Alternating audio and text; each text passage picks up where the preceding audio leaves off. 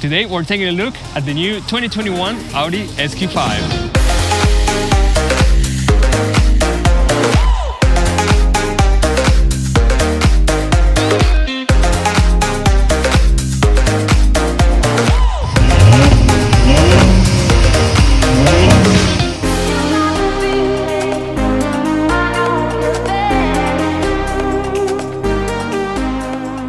Alright guys, so before we go for a drive, let me show you around the car. And how do you like this ultra blue metallic? I think it's a really nice shade of blue. It's not as bright as the turbo blue from Audi, so it's a really nice in-between, especially with the black optic package. So you get the blacked out grille here, which looks a lot better. And we have the updated headlight design for this year model, so looking really good. I really like the wheels. These are 21-inch black optic wheels, dual tone. They look really good, and we have the red calipers there to contrast. Now the car right now is sitting in dynamic mode, so it does sit a little bit lower, you can see, and it has a pretty nice stance. This is sitting on air suspension, just so you guys know.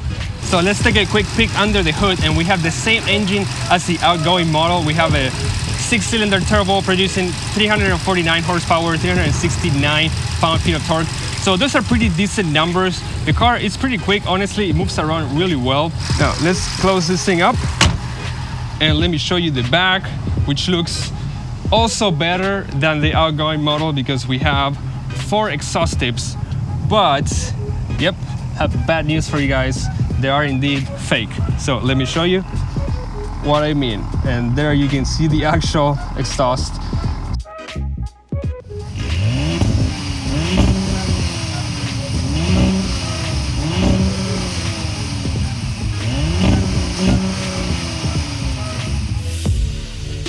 Alright guys, so let's jump into the SQ5, which is a really nice place to be. Let me show you around real quick. We have this super nice steering wheel, the S-Line wheel, which is nice and sporty with the perforated leather.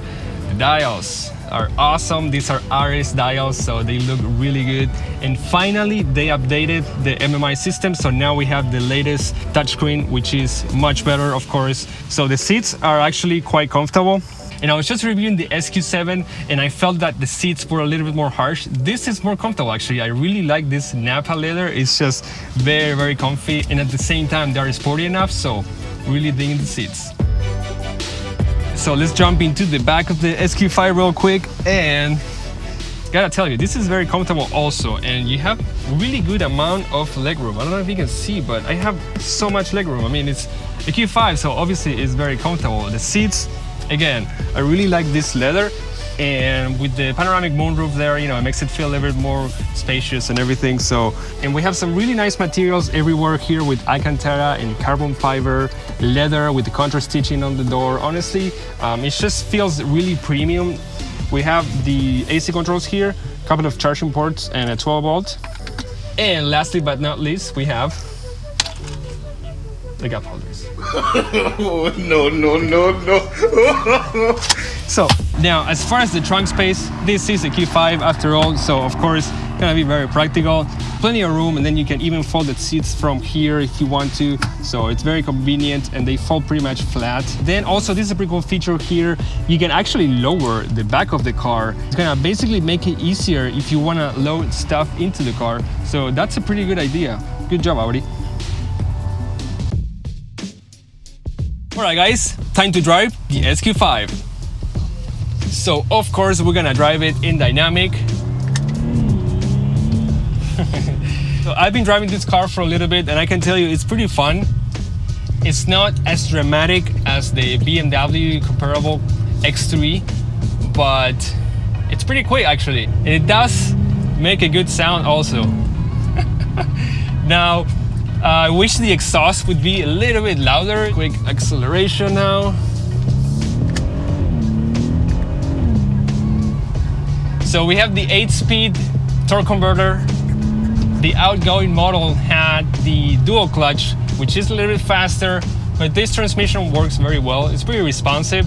Visibility is pretty good. Outside the car, we have a really good view out the back because the window, it's a good size. way it delivers the power is just very linear, very smooth, and it does make a pretty good rumble on the lower end. Sounds good.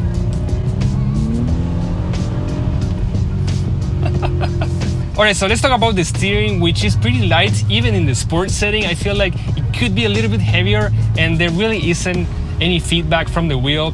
So that's kind of a downside, I feel like, from the car. Now we'll do quick acceleration here.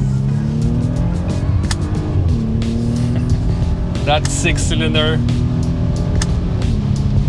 So this car has the sport package, and that's gonna give you the sport differential, which is actually pretty cool because it can send 100% of the power to each wheel. So in an extreme situation where the car needs to get out of, it could actually send 100% of the power to one wheel, which is pretty cool. Yeah, honestly, I'm not a huge fan of SUVs, but I would see myself like owning one of these. So you'll definitely get your money's worth with the SQ5 versus the Q5. Again, the looks of the car, the interior is nicer, the engine sounds better, it gives you more power. So let me know in the comments down below what are your favorite things about the SQ5. Again, this is Seb with Turboys, and we'll see you guys very soon.